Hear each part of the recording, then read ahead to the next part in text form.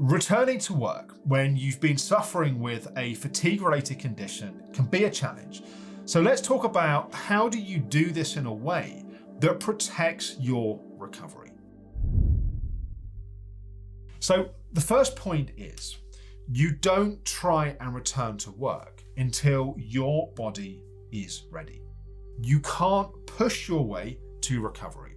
If where you are right now is you need to very carefully listen to your body, you can't go beyond your edges, you need to be resting a lot of the time, and you have been told you need to go back to work, and your body is clearly a no, you need to honor and protect that no. And as the recovery path progresses, we start to reach the point where starting to do some kind of work is now possible.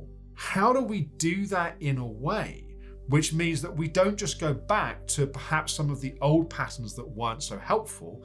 Maybe we had an achiever pattern or a helper pattern where always pushing beyond our edges and our capacity. So how do we return to work in a way that's not that, but also is ultimately supporting our recovery process? So the number one most important thing here is listening to your body. Our body has enormous wisdom of what we can do and what we can't do. Sometimes the messages that we have from our body can feel contradictory, can feel confusing. It's worth checking out a video that I recently did on 4 types of tiredness, where I unpack for you the different types of tiredness, and that can be a helpful way of figuring out what your body is trying to communicate to you. But if you're listening to your body and you have a well-established baseline, then as your capacity grows, some of that capacity can start being used for work.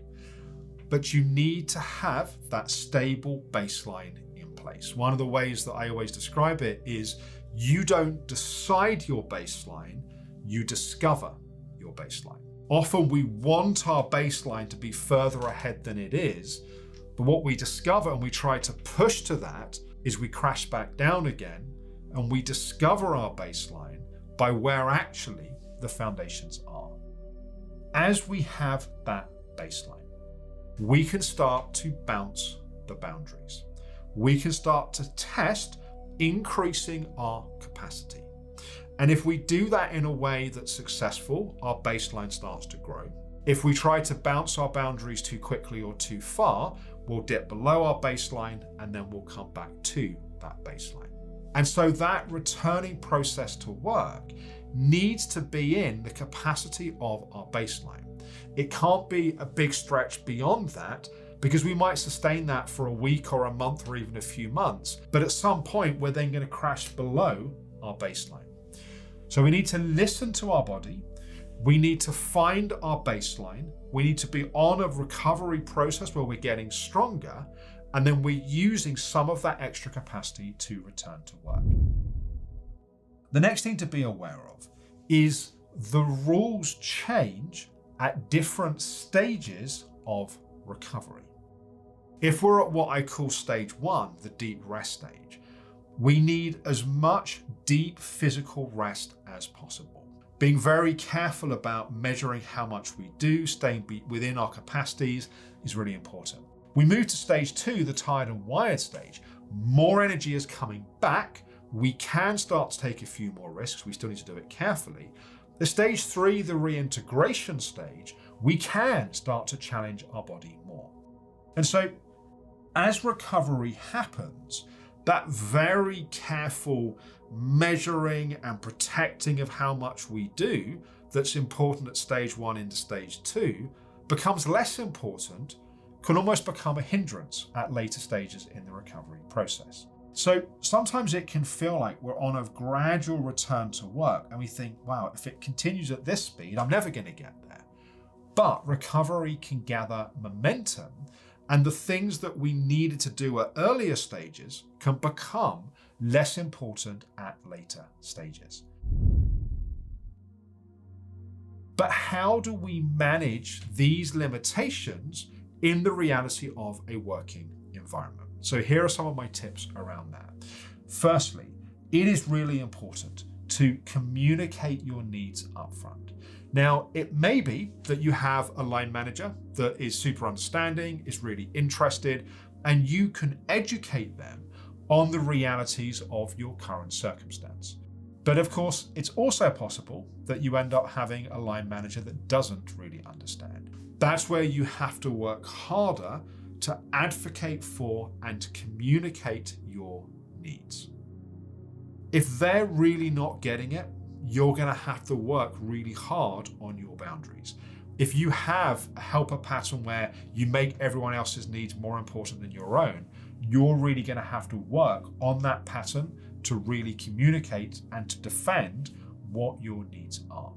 Now, it may be that you think you can really push yourself and go, I can just about do a day a week. But then the result is that each week you're finding it a bit harder and you're crashing a bit more deeply. It's much better to start comfortably within your capacity to then grow from there and to set yourself up for success. To communicate that ultimately the win for you is the same win for your company, which is that your return to work is successful.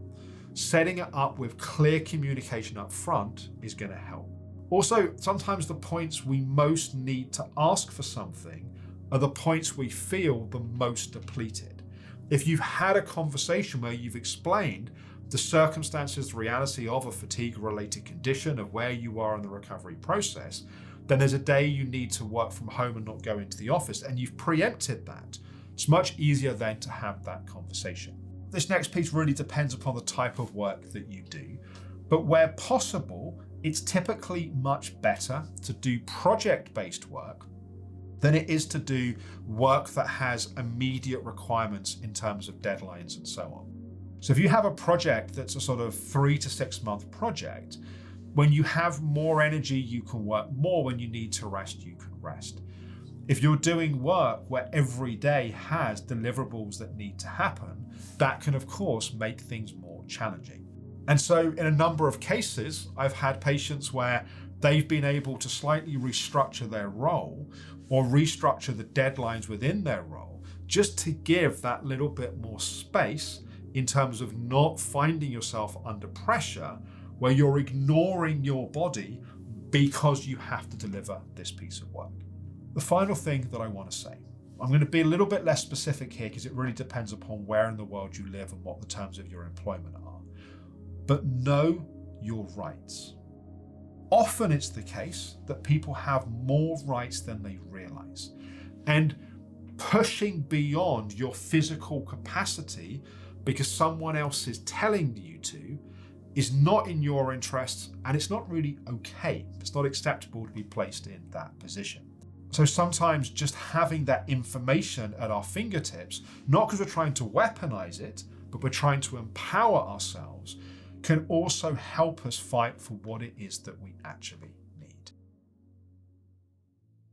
This return to work process, done right, can be a big step forward on the recovery path. There are a few things more calming to the nervous system than really seeing that we are recovering, that our life really is starting to come back.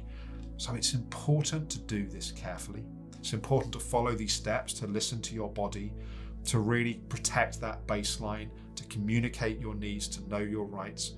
Done well, this is a really exciting part of the recovery process. And it can take some time. Sometimes we don't get everything right initially. We do it a bit too much, we crash, we bounce back. So go gently, be patient, but recognize in a way, this is what I call a better quality of problem. The problem goes from just trying to survive the day to the problem becoming, how do I navigate my return back into work and into the world? Hope that's helpful. Let me know in the comments below this video what's helped you on your return to work process. I look forward to talking with you very soon.